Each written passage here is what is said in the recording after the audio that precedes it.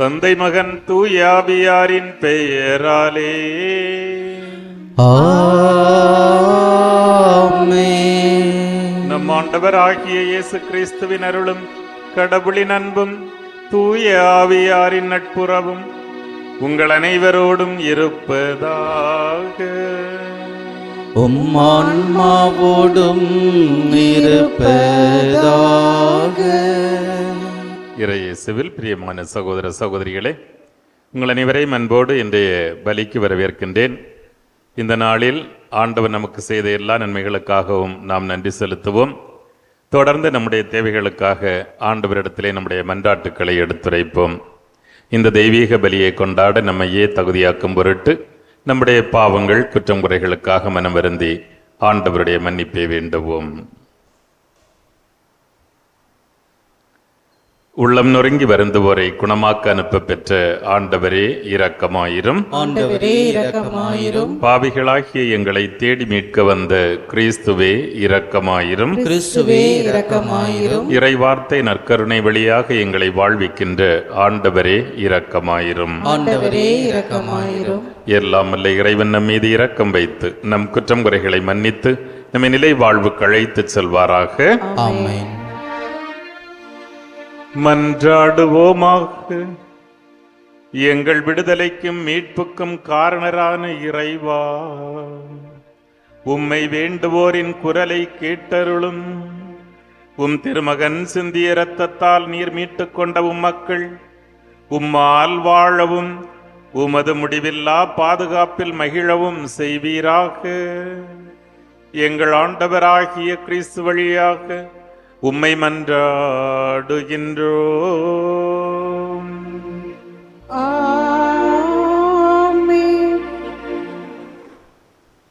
திருத்தூதர் பணிகள் நூலிலிருந்து வாசகம். அதிகாரம் 13. உயிருள்ள அழிய இறை வார்த்தைகள் 26 முதல் 33 முடிய. அந்நாள்களில் பவுல் பிலிசித்தியாவில் உள்ள அந்தியோக்கியாவுக்கு வந்தபோது அவர் தொழுகை கூடத்தில் கூறியது: சகோதரரே, ஆபிரகாமின் வழிவந்த மக்களே, இங்கு இருப்போருள் கடவுளுக்கு அஞ்சி நடப்போரே, இந்த மீட்பு செய்தி நமக்கு தான் அனுப்பப்பட்டுள்ளது. எருசலேமில் குடியிருக்கும் மக்களும் அவர்களுடைய தலைவர்களும் அம்மீட்பரை அறியவில்லை. ஓய்வு நாள்தோறும் வாசிக்கப்படும் இறை வாக்கினரின் வார்த்தைகளை கேட்டும் அவற்றை புரிந்து கொள்ளவில்லை. ஆயினும் அவருக்கு அவர்கள் தீர்ப்பளித்த போது அவ்வார்த்தைகள் நிறைவேறின. சாவுக்குரிய காரணம் எதுவும் அவரிடம் இல்லாதிருந்தும் அவரை கொல்ல அவர்கள் பிலாத்திடம் கேட்டார்கள். மறைநூலில் அவரை பற்றி எழுதியுள்ள அனைத்தையும் அவர்கள் செய்து முடித்தார்கள். பின்பு அவரை சிலுவையிலிருந்து இறக்கி கல்லறையில் வைத்தார்கள். ஆனால் இறந்த அவரை கடவுள் உயிரோடு எழுப்பினார். அவர் கலிலேயாவிலிருந்து தம்முடன் எருசலேம் வந்தவர்களுக்கு பல நாள்கள் தோன்றினார். அவர்கள் இப்போது அவர் தம் சாட்சிகளாக மக்கள் முன் விளங்குகின்றார்கள். இயேசுவை கடவுள் உயிர்த்தெழுந்ததன் வழியாக மூதாதையருக்கு அளித்த வாக்குறுதியை அவர்கள் பிள்ளைகளாகிய நமக்கென நிறைவேற்றினார். இதுவே நாங்கள் உங்களுக்கு அறிவிக்கும் நற்செய்தி. இது பற்றி 2ஆம் திருப்பாடலில் நீரே என் மகன், இன்று நான் உம்மை ஈன்றெடுத்தேன் என்று எழுதப்பட்டுள்ளது.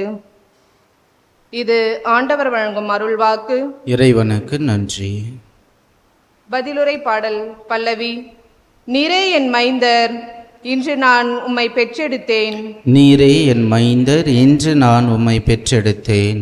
என் திருமலையாகிய சீயோனில் நானே என் அரசரை திருநிலைப்படுத்தினேன்.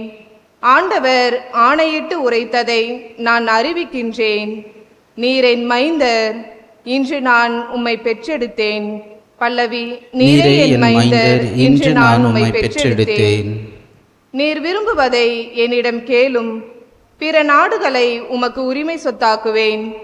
பூவுலகை அதன் கடையெல்லை வரை உமக்கு உடைமையாக்குவேன். இருப்பு கோலால் நீர் அவர்களை தாக்குவீர். குயவன் களத்தைப் போல அவர்களை நொறுக்குவீர். பல்லவி. நீரே நீரே என் என் மைந்தர், இன்று நான் உம்மை பெற்றெடுத்தேன். பெற்றெடுத்தேன்.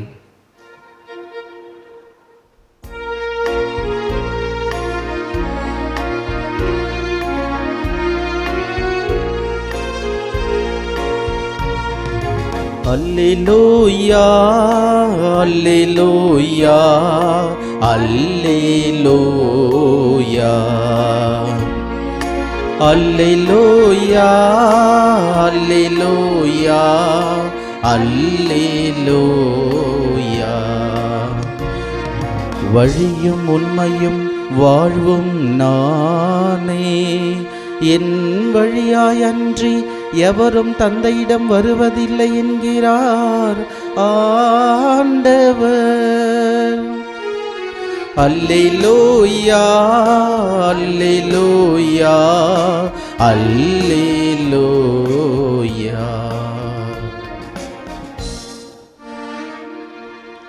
ஆண்டவர் உங்களோடு இருப்பாராக.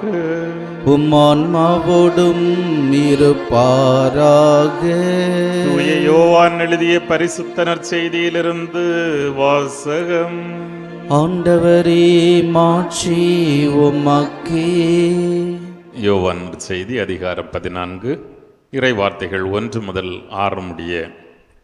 இயேசு தம் சீடரை நோக்கி கூறியது: நீங்கள் உள்ளம் கலங்க வேண்டாம். கடவுளிடம் நம்பிக்கை கொள்ளுங்கள், என்னிடமும் நம்பிக்கை கொள்ளுங்கள். என் தந்தை வாழும் இடத்தில் உறைவிடங்கள் பல உள்ளன. அப்படி இல்லையெனில் உங்களுக்கு இடம் ஏற்பாடு செய்யப் போகிறேன் என்று சொல்லியிருப்பேனா? நான் போய் உங்களுக்கு இடம் ஏற்பாடு செய்தபின் திரும்பி வந்து உங்களை என்னிடம் அழைத்துக் கொள்வேன். அப்போது நான் இருக்கும் இடத்திலேயே நீங்களும் இருப்பீர்கள். நான் போகும் இடத்திற்கு வழி உங்களுக்கு தெரியும். தோமா அவரிடம், ஆண்டவரே, நீர் எங்கே போகிறீர் என்றே எங்களுக்கு தெரியாது. அப்படி இருக்க நீர் போகும் இடத்திற்கான வழியை நாங்கள் எப்படி தெரிந்து கொள்ள இயலும் என்றார். இயேசு அவரிடம், வழியும் உண்மையும் வாழ்வும் நானே. என் வழியாய் அன்றி எவரும் தந்தையிடம் வருவதில்லை என்றார். இது கிறிஸ்து வழங்கும் வாழ்வு தரும் நற்செய்தி. கிறிஸ்துவே உமக்கு புகழ். கிறிஸ்து இயேசுவில் பிரியமான சகோதர சகோதரிகளே, இந்த நான் வாசிக்க கேட்ட நற்செய்தி பகுதியிலிருந்து 17ஆம் அதிகாரம் வரை ஒரு பெரிய லாங் டிஸ்கோர்ஸ், ஒரு 4 அதிகாரங்கள் இயேசு தன்னுடைய வாழ்வின் இறுதி கட்டத்தில் சீடர்களோடு கொள்ளுகின்ற உரையாடலை நாம் தொடர்ந்து வாசிக்க இருக்கின்றோம் என்று அதனுடைய தொடக்கம். எடுத்த உடனே அவங்க நெஞ்சில் இடி இறங்குற மாதிரி ஒரு பெரிய ஷாக்கிங் நியூஸ். நான் போகிறேன், அங்கே போய் இடம் ஏற்பாடு செய்ய போகிறேன், உங்களையும் கூட்டிகிட்டு போவேன் அப்படின்னு எல்லாம். திடீர்னு வந்து நின்று பங்கு மக்கள்கிட்ட நான் அடுத்த வாரம் போகிறேன் அப்படின்னா எப்படி இருக்கும் இல்லையா? சிலர் சந்தோஷப்படுவாங்க, சீக்கிரம் போவோம் அப்படின்னு. அது வேற இருந்தாலும் நிறைய பேருக்கு ஒரு வருத்தமாக இருக்குங்க. இயேசு அதை போல திடீரென, அவருக்கு கொஞ்சம் வயசு தானே ஆச்சு, 33 வயது தான். நான் என் தந்தையிடம் செல்ல வேண்டும், போய் இடம் ஏற்பாடு செய்ய வேண்டும் என்று சொல்லுகிறார். ஷாக்காகி நிற்கிறாங்க. இந்த உலகம் ஒரு இப்போ இருக்கிற நம்ம வாழ்கிற இந்த உலகத்தை பற்றி சொல்லுகிற பொழுது இதை ஒரு பைத்தியக்காரர்களின் கூடாரம் என்று அழகாக சொல்லலாம். உண்மை அதுதான். ஏன்னா ரீசெண்டாக கொஞ்ச நாள் ஆச்சு, சுப்ரீம் கோர்ட்டில் வந்த ஒரு வழக்கில் கூட அந்த ஜட்ஜு சொன்னார், ஏறக்குறைய 60% இந்திய மக்கள் மனக்கவலைக்கும் மனச்சோர்வுக்கும் ஆளாகி இருக்கிறார்கள். டிப்ரெஷன், அங்ஸைட்டி, ஸ்ட்ரெஸ்ஸு, இதெல்லாம் 60%. அவர் கொஞ்சம் பின்னாடி இருக்கிறாருன்னு நினைக்கிறேன். எனக்கு தெரிஞ்ச ஒரு 96% அப்படி தான் இருக்கிறாங்க. ஒரு 4% என்ன போல் சும்மா ஃப்ரீயாக ஜாலியாக இருக்கிற கேஸுன்னு நினைக்கிறேன். இந்த அமெரிக்காவில் கொஞ்ச நாளாக இருக்கும்போது பார்த்தேன், ஏறக்குறைய உடலுக்கான மருத்துவர்களை விட, என்ன ஃபிசிக்கல் டாக்டர்ஸை விட இந்த சைக்காட்ரிஸ்டுடைய எண்ணிக்கை கூடிக்கிட்டே இருந்துச்சு அங்கே. அதுதான் எல்லாரும் அவர்கிட்ட தான் அப்பாயின்மெண்ட் கேட்டுட்டு ரொம்ப இதாக காத்திருப்பாங்க. எனக்கு நல்லா ஞாபகம் இருக்குது, இங்கிலாண்டில் ஆக்ஸ்போர்டில் படிக்கும்போது ஒரு ஹார்வர்ட் யூனிவர்சிட்டின்ற ஒரு அட்வர்டைஸ்மெண்ட் பார்த்தேன். அதில் போட்டிருக்காங்க, மகிழ்ச்சியாய் வாழ்வதற்கான வழி எப்படி அப்படின்னு சொல்லி ஒரு கோர்ஸே இருக்குது ஹார்வர்ட் யூனிவர்சிட்டியில். இதெல்லாம் பார்த்தேன். அப்புறம் தான் இப்போ இங்கே வந்து இந்தியாவில் பார்க்கும்போது ரொம்ப சிரிப்பாக இருக்கும். எல்லாரும் இந்த ஸ்ட்ரெஸ், இந்த ஆங்ஸைட்டி, இந்த டிப்ரெஷன், இந்த மனச்சோர்வு, மன அழுத்தம், மனபாரம் இப்படின்னு சொல்லி இதுக்கெல்லாம் என்ன வழின்னா, சிலர் காலையிலே டிவியில் சொல்ல ஆரம்பிச்சிடுறாங்க, நல்லா எக்ஸசைஸ் பண்ணுங்க சரியாயிடும்னு. அப்புறம் கொஞ்சம் பேர் நீங்கள் யோகா பண்ணால், யோகா கிளாஸுக்கு ரெகுலராக போனீங்கன்னா சரியாயிரும் அப்படிங்கிறாங்க. சிலர் வந்து விட்டமின்ஸ் கொஞ்சம் குறைபாடாக இருக்கும், அதனால் நீங்கள் விட்டமின் சாப்பிடுங்க அப்படிங்கிறாங்க. இப்படி ஆளுக்கு ஆள் நிறைய விஷயம் சொல்கிறாங்க. இன்றைக்கு சீடர்களுடைய உள்ளமும் சோர்ந்து போயிருக்கிறது. ஆண்டவர் சொன்ன திடீர்னு சொன்ன இந்த ஷாக்கிங் நியூஸ்னால அவர்களும் சோர்ந்து போயிருக்கிறார்கள். ஆனால் ஆண்டவர் என்ன பதிலை சொல்லுகிறார்? எக்ஸசைஸா, யோகாவா, நல்ல சாப்பாடா, இல்லை போதைப் பொருட்களா, இல்லை விட்டமின் டேப்லெட்ஸா? இல்லை. ஆண்டவர் என்ன சொல்கிறார்? ரொம்ப சிம்பிளாக சொல்கிறாரு, உள்ளம் கலங்க வேண்டாம், நான் இருக்கிறேன், நான் உங்கள் கூட தான் இருக்க போகிறேன், எல்லா நாளும் உங்கள் கூட தான் இருக்க போகிறேன், உங்களோடு இருப்பேன். அப்புறம் என்ன சொல்கிறாரு? நான் இடம் ஏற்பாடு செய்த பிறகு உங்களை வந்து என்னோட அழைத்து சென்று அங்கே நம்ம சேர்ந்து தான் இருக்க போகிறோம் அப்படிங்கிற அந்த உறுதியை அவர்களுக்கு கொடுக்கிறார். ஆனால் அவர் என்ன சொல்கிறாருன்னா, இந்த எல்லா பிரச்சனைக்கும், இந்த ஸ்ட்ரெஸ்ஸு, டிப்ரெஷன், ஆங்ஸைட்டி எல்லாத்துக்கும் ஒரே ஒரு பிரச்சனை தான். அவர் அழகாக சொல்கிறார், நீங்கள் உள்ளம் கலங்க வேண்டாம், கடவுளிடம் நம்பிக்கை கொள்ளுங்கள். Have faith. அதான் அவர் சொல்கிற சிம்பிள் விஷயம். அதே மாதிரி எவ்வளவு எக்ஸசைஸ், அதெல்லாம் நல்ல விஷயங்கள். எக்ஸசைஸ் பண்ணுங்க, எல்லாம் பண்ணுங்க, யோகா எல்லாம் ரொம்ப ஃபிட்டாக இருக்கிறதுக்கு அதெல்லாம் பண்ணீங்க. பட் வாழ்க்கையின் சோதனைகளுக்கு, தோல்விகளுக்கு, பிரச்சனைகளுக்கு, மன பாரங்களுக்கு வந்து அது வந்து பதிலாக, அது மாறாக இயேசு சொல்வது தான் சரியான பதிலாக இருக்க முடியும். என்னிடமும் நம்பிக்கை கொள்ளுங்கள், நீங்கள் என்னிடம் நம்பிக்கை கொண்டால் கண்டிப்பாக நீங்கள் உள்ளம் கலங்க மாட்டீர்கள் என்கிற வார்த்தைகளை ஆண்டவர் மிக தெளிவாக சொல்லிவிடுகிறார். இது வந்து நமக்கு ரொம்ப பிரயோஜனமாக இருக்கிறாரு. அப்போ இயேசு கேட்குறாரு, ஒரு வார்த்தையை சொல்கிறார், உங்களுக்கு வழி தெரியும் அப்படின்னு சொல்கிறாரு. நம்முடைய இந்திய நாட்டினுடைய பேட்ரன் செயின்ட் தோமா, அவருக்கு நம்ம ரொம்ப நன்றி கடன் பட்டிருக்கிறோம். அவர் தான் அடிக்கடி சில சின்ன கேள்வி கேட்கும்போது ஆண்டவர் இந்த நல்ல வார்த்தைகளை எல்லாம் அழகாக சொல்லுவார். இன்றைக்கும் அவர் சொல்கிறார், ஆண்டவர் எங்களுக்கு வழியே தெரியாதே அப்படின்னு சொல்லும்போது தான் இயேசு மிக அழகாக சொல்கிறார், நான் யார்? நானே வழி, நானே வாழ்வு, மிக தெளிவாக நானே உண்மை. எங்கிட்ட வர்றவங்க கண்டிப்பாக தந்தையை கண்டு கொள்கிறார்கள், தந்தையிடம் போவதற்கு நான் தான் வழி என்று ஆண்டவர் சொல்கிறார். முன்னாடியெல்லாம் கார் ஓட்டிட்டு போகும்போது நிறைய பெட்ரோல் பல்கில் நிறுத்தி கேட்கணும், அண்ணே அந்த ஊருக்கு எப்படி என்னை போகணும்னு. இப்போ எல்லாம் ஜிபிஎஸ் வந்துருச்சு. ஸோ டக்குன்னு லொக்கேஷன் ஆன் பண்ணிட்டு போயிட்டே இருக்கிற மாதிரி ஜீசஸ்ங்கிற லொக்கேஷனை ஆன் பண்ணி விட்டுட்டு போயிட்டோம்னா ஜிபிஎஸ் அப்படியே அழகாக பத்திரமா கொண்டு போய் எங்கே மேலே சேர்க்கணுமோ அங்கே அழகாக சேர்த்துரும். அதனால் அவரே சொல்லுகிறார், நானே வழி என்று சொல்லுகிறார். நான் தான் உங்களுக்கு வழியை காட்டித் தருகிறேன், என்னுடைய வழி உண்மையின் வழி என்று சொல்லுகிறார். உண்மை என்பது அன்பு கலந்த வழி.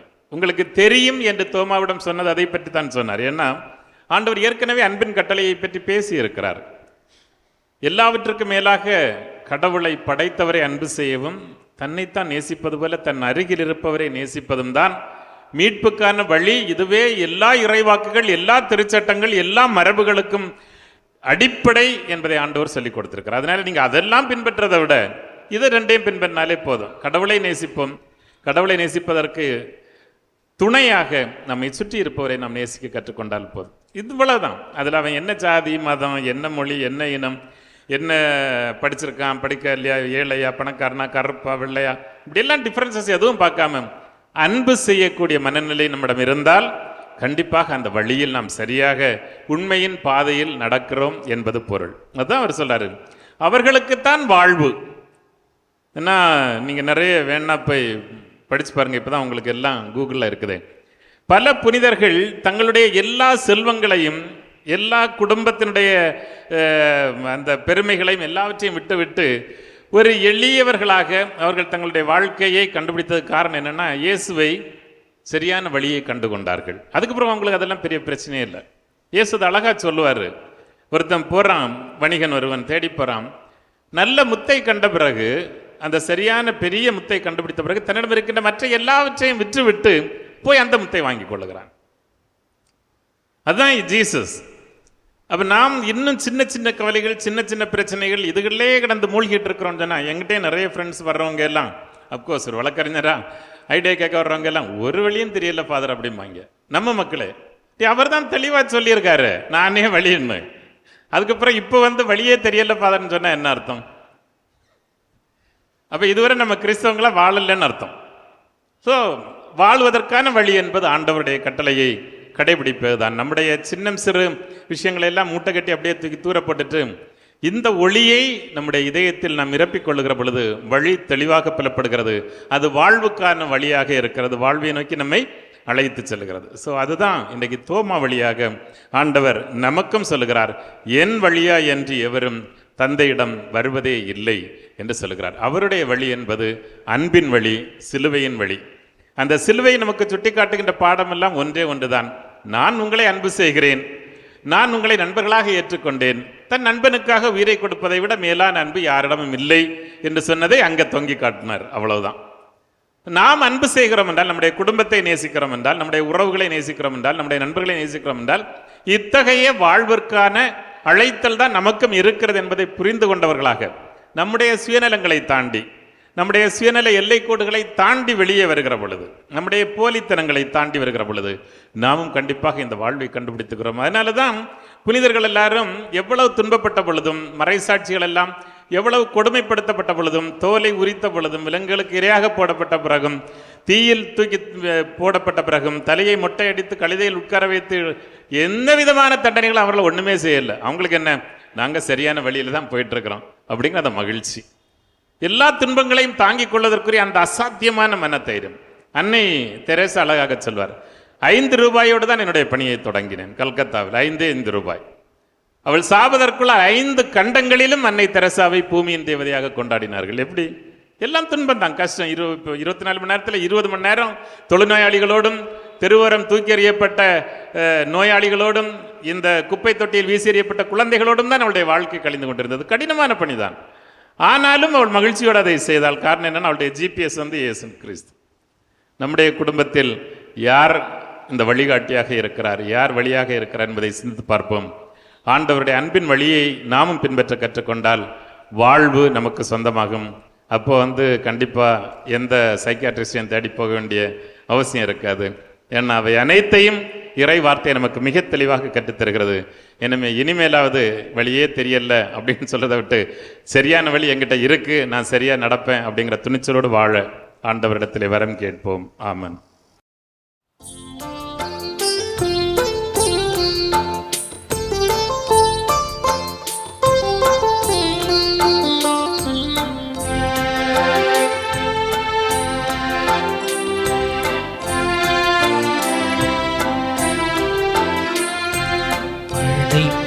எல்லாம் உமக்கே சொந்தம், நானும் முந்தன் கைவண்ணம்.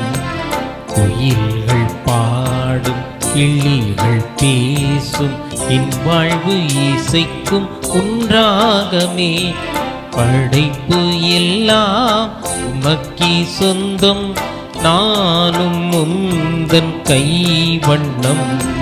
குயில்கள் பாடும், கிளிகள் பேசும், என் வாழ்வு இசைக்கும் உன்றாகமே. சகோதர சகோதரிகளே, என்னுடையதும் உங்களுடையதுமான தெய்வீக பலி எல்லாம் வல்ல நம் தந்தையாகிய இறைவனுக்கு ஏற்றதாகும்படி மன்றாடுங்கள். ஆண்டவர் தம் திருப்பெயரின் புகழ்ச்சிக்காகவும் ஆட்சிக்காகவும் நமது நன்மைக்காகவும் திரு அவையின் அனைத்து நலனுக்காகவும் உமது கையிலிருந்து பலியை ஏற்றுக்கொள்வாராக. இரக்கம் நிறைந்த ஆண்டவரே, உமது குடும்பத்தின் காணிக்கைகளை இரக்கத்தோடு ஏற்றுக்கொள்ள உம்மை வேண்டுகின்றோ. உமது பாதுகாவலின் உதவியால் நாங்கள் பெற்றுக்கொண்டதை ஒருபோதும் இழந்து விடாமல் நிலையான பரிசை அடைய அருள்வீராக. எங்கள் ஆண்டவராகிய கிறிஸ்து வழியாக உம்மை மன்றாடுகின்றோ.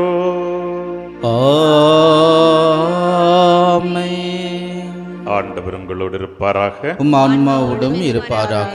இதை எங்களை மேலே எழுப்புங்கள். ஆண்டவரிடம் எழுப்பியுள்ளோம், நம் இறைவனாகிய ஆண்டவருக்கு நன்றி கூறுவோம். அது தகுதியும் நீதியும் ஆனது. ஆண்டவரே, எக்காலத்திலும் உம்மை புகழ்ந்துரைப்பதும் எல்லாவற்றுக்கும் மேலாக எங்கள் பாஸ்காவாகிய கிறிஸ்து பலியான இச்சிறப்பான காலத்தில் உம்மை இன்னும் மிகுதியாக வாழ்த்தி போற்றுவதும் மெய்யாகவே தகுதியும் நீதியுமாகும், எங்கள் கடமையும் மீட்புக்குரிய செயலுமாகும். கிறிஸ்து தம் திருவுடலை ஒப்பு கொடுத்து சிலுவையின் மெய்யான பலியில் முற்கால பலிகள் நிறைவு பெறச் செய்தருளினார். எங்கள் மீட்புக்காக அவருமிடம் தம்மையே கையளித்த போது அவரே குருவாகவும் பலிப்பீடமாகவும் செம்மறியாகவும் விளங்கினார். ஆகவே பாஸ்கா மகிழ்ச்சி பொங்க அனைத்துலகின் மாந்தர் அனைவரும் மக்களிக்கின்றனர். அவ்வாறே ஆற்றல் மிக்கோரும் அதிகாரம் கொண்ட தூதர்களும் உமது மாட்சியை புகழ்ந்துரைத்து முடிவின்றி ஒரே குரலாய் சொல்வதாவது: தூயவர் தூயவர் தூயவர், வான்படைகளின் கடவுளாம் ஆண்டவர், விண்ணகமும் மண்ணகமும் உமது மாட்சியால் நிறைந்துள்ளன. உன்னதங்களிலே ஓசன்னா. ஆண்டவர் பெயரால் வருகிறவர் ஆசி பெற்றவர், உன்னதங்களிலே ஓசன்னா. ஆண்டவரே, நீர் மெய்யாகவே தூயவர், தூய்மை அனைத்துக்கும் ஊற்று. ஆகவே உம்முடைய தூய ஆவியை பொழிந்து இக்காணிக்கைகளை தூய்மைப்படுத்த உம்மை வேண்டுகின்றோம். இவ்வாறு எங்கள் ஆண்டவர் இயேசு கிறிஸ்துவின் திருவுடலாகவும் திரு இரத்தமாகவும் எங்களுக்கு இவை மாறுவனவாக. எங்கள் மீது கொண்ட அன்பினால் இயேசு பாடுபட உளம்கனிந்து தம்மை கையளித்த போது தம் திருக்கரங்களில் அப்பத்தை எடுத்து உமக்கு நன்றி செலுத்தி வாழ்த்துரைத்து அதை பெற்று தம் சீடர்களுக்கு அளித்து அவர் கூறியதாவது: அனைவரும் இதிலிருந்து பெற்று உண்ணுங்கள், ஏனெனில் இது உங்களுக்காக கையளிக்கப்படும் என் திருவுடல்.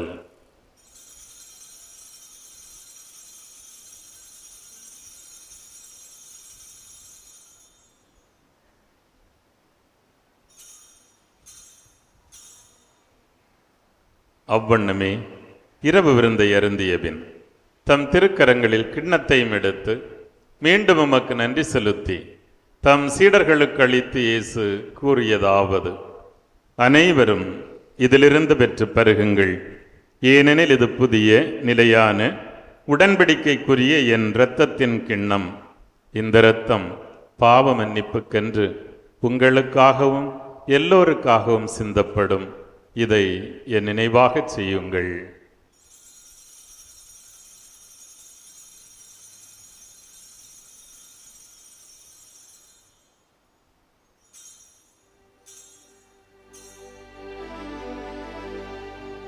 இது நம்பிக்கையின் மறைபொருள். ஆண்டவரே, நீர் வருமளமும் உமது இறப்பினை அறிக்கையிடுகின்றோ, உமது உயிர்ப்பினையும் எடுத்துரைக்கின்றோ. ஆகவே ஆண்டவரே, நாங்கள் கிறிஸ்துவின் இறப்பினையும் உயிர்ப்பினையும் நினைவு கூர்ந்து எங்களுக்கு வாழ்தரும் இந்த அப்பத்தையும் மீட்பை தரும் கிண்ணத்தையும் உமக்கு ஒப்புக் கொடுக்கின்றோம். தகுதியற்ற எங்களையும் உம் பிள்ளைகளாக ஏற்று அன்பு செய்கிறீர். எனவே உமக்கு நன்றி செலுத்துகின்றோம். கிறிஸ்துவின் உடலிலும் இரத்தத்திலும் பங்கு கொள்ளும் எங்களை தூய ஆவியார் உம்மோடு ஒன்று சேர்க்க வேண்டுமென உம்மை தாழ்மையோடு மன்றாடுகின்றோம். ஆண்டவரே, உலகெங்கும் பரவியிருக்கும் உமது திரு அவையை நினைவு கூர்ந்தருளும். எங்கள் திருத்தந்தை பிரான்சிஸ், எங்கள் பேராயர் ஜார்ஜ் ஆண்டகை, எல்லா திருநிலையினர், பொதுநிலையினர், இங்கு குடியிருந்து ஜபிக்கின்ற நம்முடைய அன்பு பிள்ளைகள், இவர்கள் அனைவரையும் இவர்களது வேண்டுதல்களையும் உமது அன்பினால் நிறைவு பெற செய்தருளும். உயிர்த்தெழும் நம்பிக்கையோடு இறந்து போன எங்கள் சகோதர சகோதரிகளையும் எங்கள் குடும்பங்களிலிருந்து இறந்தோர் அனைவரையும் இரக்கத்துடன் நினைவு கூர்ந்து உமது திருமுக ஒளியினுள் ஏற்றருளும். எங்கள் அனைவர் மீதும் இரக்கமாயிரும். கடவுளின் கன்னித்தாயும் எங்கள் ஆரோக்கிய அன்னையுமான புனித மரியா, அவருடைய கணவரான புனித யோசேப்பு, புனித திருத்தூதர்கள், இவ்வுலகிலும் குகுந்தவராய் வாழ்ந்த புனிதர்கள், நல்ல மனிதர்கள் அனைவருடனும் நாங்களும் நிலை வாழ்வில் பங்கு கொள்ளும் தகுதி பெற்று உம் திருமகனேசு கிறிஸ்து வழியாக உம்மை புகழ்ந்தேத்தும் வரமருள உம்மை மன்றாடுகின்றோம்.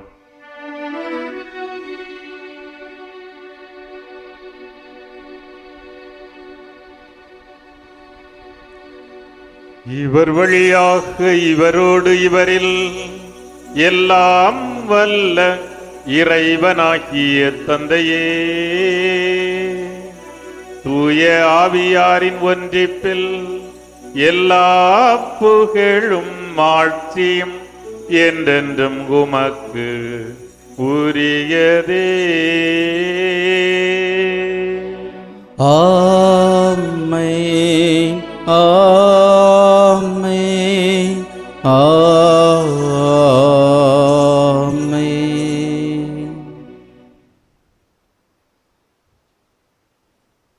இறைவனே நமது தந்தை, நாம் அவரது பிள்ளைகள் என்ற நம்பிக்கையோடு விண்ணகத் தந்தையை நோக்கி மன்றாடுவோம். விண்ணுலகில் இருக்கிற எங்கள் தந்தையே, உமது பெயர் தூயதென போற்ற பெறுக. உமது ஆட்சி வருக. உமது திருவுளம் விண்ணுலகில் நிறைவேறது போல மண்ணுலகிலும் நிறைவேறுக. எங்கள் அன்றாட உணவை இன்று எங்களுக்கு தாரும். எங்களுக்கு எதிராக குற்றம் செய்வோரை நாங்கள் மன்னிப்பது போல எங்கள் குற்றங்களை மன்னியும். எங்களை சோதனைக்குட்படுத்தாதையும் தீமையிலிருந்து எங்களை விடுவித்தருளும். ஆண்டவரே, எம் வாழ்வை சூழ்ந்திருக்கின்ற தீமைகள் அனைத்திலுமிருந்து எங்களை விடுவித்து எங்கள் வாழ்நாளில் அமைதியை கனிவோடு அருள உம்மை மன்றாடுகின்றோம்.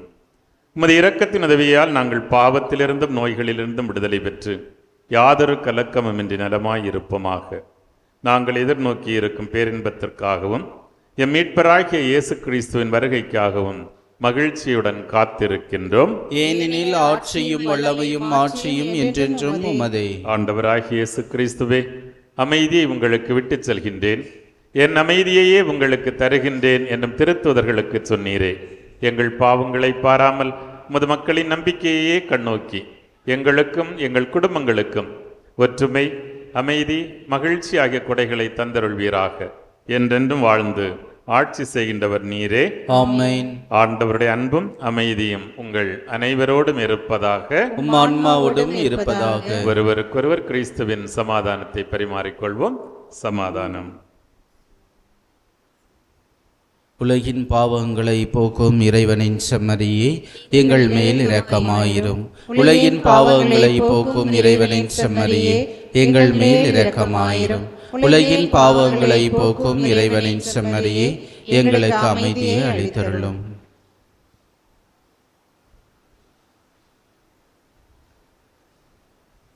இதோ நம் ஆண்டவர் இயேசு கிறிஸ்து.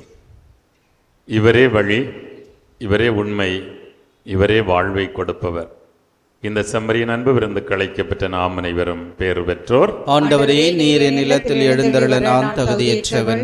ஆனால் ஒரு வார்த்தை மட்டும் சொல்லியருளும், எனது ஆன்மா நலமடையும். கிறிஸ்துவின் திருவுடல் திருரத்தம் நம்மை பாதுகாத்து நித்திய வாழ்வுக்கு அழைத்துச் செல்வதாக. ஆமென். நன்றி கூறி மன்றாடுவோமாக. கருணை கடலாகிய கடவுளே, உமது இரக்கத்தால் நீர் மீட்டுக் கொண்டவர்களை தொடர்ந்து பாதுகாத்தருள உம்மை வேண்டுகின்றோம். உம் திருமகனுடைய பாடுகளால் மீட்கப்பட்டவர்கள் அவரது உயிர்ப்பில் என்றும் மகிழ்வார்களாக. என்றென்று வாழ்ந்து ஆட்சி செய்கின்றவர் வழியாக உம்மை மன்றாடுகின்றோம். ஆமென். ஆண்டவர் உங்களோடு இருப்பாராக. உம் ஆன்மாவோடும் இருப்பாராக. எல்லாம் வல்ல இறைவன் தந்தை, மகன், தூய ஆவியார் உங்களை தம் ஆசியால் நிரப்புவாராக. ஆமென். வழியாயிருக்கும் இறைவனோடு வாழ சென்று வாருங்கள். திருப்பலி நிறைவேறிற்று. இறைவனுக்கு நன்றி.